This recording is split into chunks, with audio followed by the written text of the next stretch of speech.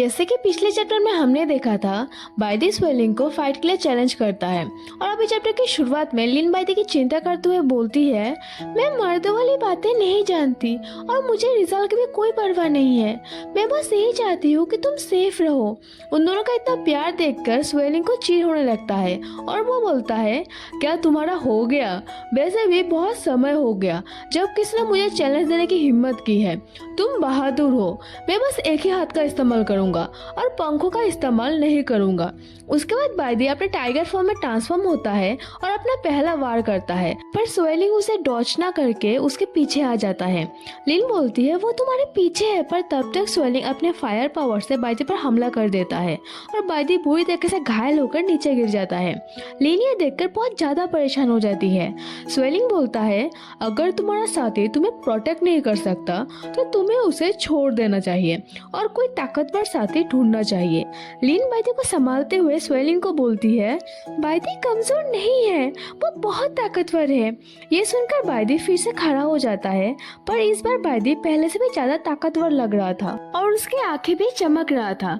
लिन भी नोटिस करती है कि बायदी की आंखें ब्लू और पर्पल लाइटनिंग से भरी थी और तभी लिन को अपने कमर में कुछ गर्मी महसूस होती है, तो वो देखती है कि उसके कमर में बायदी के विजुअल पैटर्न अपेयर हो रही थी। बायदी को ऐसे देखकर स्वेलिंग बोलता है, अच्छा क्या तुम्हें प्रमोशन मिलने वाला है? यहाँ तक कि तुम थंडर एट्रीब्यूट को भी एक्टिव कर सकते हो। तभी बायदी उस पर बहुत ही पावरफुल वार करता है, जिससे बचने के लिए स्वेलिंग ऊपर जंप करता है। स्वेलिंग ये देखकर सोचता है कितना पावरफुल डिस्ट्रक्टिव फोर्स है, उसका ताकत अभी भी बढ़ रहा है। मैंने पहले ऐसा कभी नहीं देखा। मैं इस तरह से सब कुछ होने नहीं दे सकता। मुझे जल्द से जल्द इस लड़ाई को खत्म करना ही होगा। स्वेलिंग फिर से अपना फायर पावर यूज करता है, पर इस बार बायदी भी अपना थंडर पावर यूज करता है, जो आपस में टकरा कर एक पावरफुल ब्लास्ट क्रिएट करता है। इसके बाद बायदी चलते हुए स्वेलिंग के सामने आता है, तो स्वेलिंग बोलता है, मैं हार मानता हूँ, मैंने अपना पंखों का यूज किया। ये सुनकर फेदर बिस्ट सरप्राइज होकर बोलता है, वे हार गए। वैसे एल्डर स्वेलिंग ने अभी अभी ब्लास्ट से बचने के लिए अपना पंखों का यूज किया। स्वेलिंग लिन को बोलता है, तुमने सही कहा, तुम्हारा मेल सच में स्ट्रांग है, मैंने उसे चोटिल कर दिया। ये बोलकर स्वेलिंग वहां से चला जाता है और उसके पीछे पीछे बाकी फेदर बिस्ट भी चले जाते हैं। दूसरी तरफ वुल्फ ट्राइब और लिन बायदी के जीत से बहुत खुश थे, पर जैसे ही बायदी अपने ह्यूमन फॉर्म में आता है, वो बेहोश होकर नीचे गिर जाता है और हम देख सकते हैं कि उसे बहुत ज्यादा ही चोट लगी थी। इसलिए लिन कुछ मेल बिस्ट से उसे जल्दी से गुफा में ले जाने को बोलती है। सीनशीट होती है गुफा में, जहाँ लिन बायदी की इस हालत को देखकर बहुत पैनिक हो जाती है और वो जल्दी से वाइन, डिसइंफेक्शन और बैंडेज देने को बोलती है और रोती हुई उसे ट्रीट करते हुए बोलती है, प्लीज जाग जाओ, मुझे छोड़ के मत जाओ, मुझे डर लग रही है। तुम्हें सबसे ताकतवर होने की कोई ज़रूरत नहीं है और तुम्हें मेरे लिए लड़ने की भी ज़रूरत नहीं है। मैं बस यही चाहती हूँ कि तुम मेरे साथ रहो, मुझे कभी मत छोड़ना। पर अचानक से जब लिन की आंसू बायदी के चोटों पर पड़ती है, तो वो धीरे धीरे हील होने लगता है। लिन ये देखकर सोचती है, ये क्या हो रहा है? उसकी चोटें गायब क्यों हो रही है? ये कोई इल्यूजन नहीं है, उसके सारे चेस्ट बर्न गायब हो गया है। तभी बायदी अपनी आंखें खोलता है और लिन रोती हुई उससे गले मिलती है। बायदी प्यार से बोलता है, मैं तुम्हारे पास हूँ, मैं ठीक हूँ। लिन बोलती है, तुम फाइनली जाग गए, मुझे बहुत डर लग रही थी कि तुम कभी फिर से आंखें नहीं खोलोगे। बायदी बोलता है, चिंता मत करो, मैं वापस आ गया हूँ। तभी वहाँ स्वांग यून और सांगे भी आ जाते हैं और यून बायदी के बारे में पूछता है, तो बायदी बोलता है, मैं बिल्कुल ठीक हूँ। तभी स्वांग यून कुछ देखकर सरप्राइज होकर बोलता है, कोई चोट नहीं है? रुको, बायदी तुम्हारे कमर में तुम 4 स्टार बीस्ट सोल में लेवल अप हो चुके हो, क्या तुम्हें गंभीर चोटें नहीं लगा था? बायदी बोलता है, मुझे याद आया कि मैं कोमा में जाने से पहले मुझे बहुत दर्द हो रहा था। जब मैं उठा तो मेरे सारे घाव गायब हो चुका था। तभी सांगे बोलता है, ऐसा लगता है कि तुम्हें हीलिंग स्किल से ट्रीट किया गया है। हीलिंग स्किल सुनकर वो तीनों थोड़ा सरप्राइज हो जाता है। सांगे बोलता है, ये टेम्पल का एक सीक्रेट यूनिक स्किल है। गॉड की पावर की मदद से ये बीस्ट की चोटों को ठीक कर सकते हैं और थोड़े समय में उनका हेल्थ ठीक हो सकता है। वे पौधों की जीवन शक्ति का उपयोग करके घाव का इलाज करते हैं। वास्तव में ये लूट का एक साधन मात्र है और सोचता है, जब पौधों की जीवन शक्ति एनफ नहीं होती तो वे गुलामों की जीवन शक्ति को एब्जॉर्ब करते हैं। लेकिन मैं ये लिन को नहीं बता सकता। ये सब सुनकर बायदी सोचता है सांगे हीलिंग स्किल की अंदरूनी बातें जानता है, क्या उसका टेम्पल से कोई संबंध है। तभी स्वांगयुन लिन से पूछता है, लिन तुम बायदी के साथ हर वक्त थी, क्या तुम जानती हो क्या हुआ था। लिन नहीं जानती है बोलती है और वो सोचती है कि वो रोती हुई बायदी को बैंडेज कर रही थी, पर बायदी का घाव अचानक से गायब हो गया था।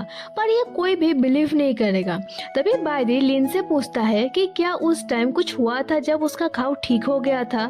लिन बोलती है कि उसे जड़ी बूटी का स्मेल आई थी। ये सुनकर बायदी और स्वांगयुन समझ जाते हैं कि यह सेक्रेट ट्री के वजह से हुआ।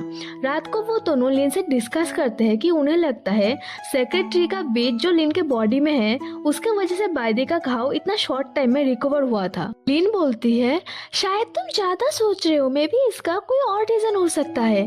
तभी बायदी सच जानने के लिए अपना हाथ थोड़ा सा काट लेता है तो लिन ये देखकर रोती हुई बोलती है क्या तुम पागल हो, ये बहुत ज्यादा कटा है। पर जब लिन की आंसू बायदी के कटे हुए जगह पर गिरता है तो वो अपने आप हील होने लगता है। स्वांगयुन और लिन ये देखकर बहुत शॉक्ड हो जाते हैं। तभी बायदी लिन के पास आकर लिन के आंखों का आंसू पीता है जिससे उसका घाव और भी तेजी से भर जाता है। स्वांगयुन बोलता है ये अमेजिंग है लिन, तुम ऑसम हो।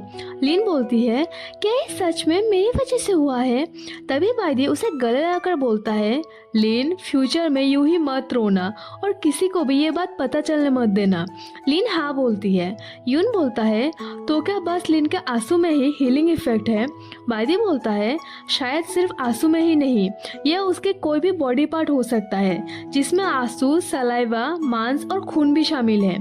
ये सुनकर यून सोचता है अगर किसी को पता चल गया तो लिन खतरे में पड़ सकती है, हमें उसे प्रोटेक्ट करने के लिए और भी ताकतवर होना होगा। सीन शिफ्ट होती है जहाँ सांगे सोच रहा था बायदी का घाव बहुत जल्दी और रहस्यमय तरीके से ठीक हो गया और उस समय बस लिन ही उसके साथ था। इसके बाद कुछ दिन बीत जाते हैं और एक दिन फेदर ट्राइब का चीफ वुल्फ ट्राइब के चीफ के साथ नेगोशिएट करने आता है और उसका नाम शेन्यान होता है। शेन्यान स्वांगयुन से बोलता है हमारे लिए बच्चे पैदा करना बहुत कठिन है, लेकिन एक बच्चे को उस सांप ने मार डाला। अगर आपके साथ ऐसा हुआ होता तो क्या आप ये सहन करते। स्वांगयुन बोलता है आपके बच्चे ने पहले चोरी किया था, हम पर दोष लगाने के बजाय अपने बच्चों का पालन पोषण का तरीका सुधारे। शेन्यान गुस्से में बोलता है हमें उस बच्चे का बदला लेना होगा, उस सांप को बुलाओ और सब यही खत्म करते हैं। यून बोलता है वो लिन को प्यार करता है और हो सकता है कि वो एक दिन हमारे परिवार का हिस्सा बन जाए, मैं लिन को अपसेट नहीं कर सकता। शेन्यान को बहुत गुस्सा आता है पर उसे दर्द भी हो रहा होता है। स्वांगयुन उसे इस हालत में देखकर सोचता है लगता है उसके चोट लगने का अफवाह सच है।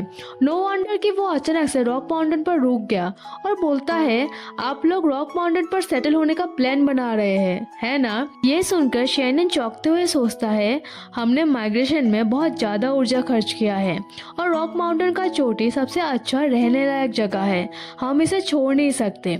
स्वांगयुन बोलता है रॉक माउंटेन हमारा टेरिटरी है, अगर आप यहाँ नए लोगों की तरह रहना चाहते हैं तो आपको पहले हमसे सहमति लेना होगा। एज ए कंपेंसेशन आपके एक बच्चे के खोने के बदले हम आप लोगों को रॉक माउंटेन के टॉप पर सेटल होने का अनुमति देते हैं। अगर आप लोगों को लड़ाई चाहिए तो हमें कोई प्रॉब्लम नहीं है। ये बोलकर स्वांगयुन वहाँ से चला जाता है। सीन शिफ्ट होते गुफा में जहाँ स्वेलिंग शेन्यान से बोलता है क्या तुम्हें वुल्फ ट्राइब के चीफ ने धमकाया है। शेन्यान गुस्से में बोलता है जब मुझे मौका मिलेगा मैं उस कमीने को सबक सिखाऊंगा। स्वेलिंग बोलता है ये हमारे लिए एक सबक है। स्वांगयुन सही था कि ट्राइब बच्चों को कुछ ज्यादा ही प्रोटेक्ट करता है, क्या तुमको इससे कोई वार्निंग नहीं मिला। ऐसा ही रहा तो बच्चे धीरे धीरे अपनी लड़ाई की शक्ति खो देंगे। शेन्यान बोलता है कुछ सालों से फीमेल बहुत कम अंडे दे रहे हैं, इससे बच्चे मिलना बहुत मुश्किल है, इसलिए ट्राइब के लिए उन्हें प्यार न करना इम्पॉसिबल है। स्वेलिंग बोलता है बिना सर्वाइविंग एबिलिटी के एक जीवित बच्चा भी बेकार है। शेन्यान को भी ये सही लगता है और वो बोलता है मैंने सुना कि तुम वुल्फ ट्राइब के एक लिटिल फीमेल के प्यार में पड़ गए हो और तुमने पब्लिकली कॉन्फेस भी किया है। स्वेलिंग बोलता है वो लिटिल फीमेल काफी क्यूट है। शेन्यान पूछता है क्या तुम नहीं चाहते कि वो तुम्हारे बच्चे को जन्म दे, तुम्हारे बच्चे काफी ताकतवर। पर तभी स्वेलिंग उसे एक जोड़ों का लात मारता है और यहाँ चैप्टर एंड हो जाती है। अगर आपको यहाँ तक वीडियो की एक्सप्लेनेशन पसंद आए तो प्लीज वीडियो को लाइक एंड कमेंट जरूर करना एंड चैनल को भी सब्सक्राइब जरूर से कर देना। तो नेक्स्ट वीडियो में मिलते हैं, बाय बाय।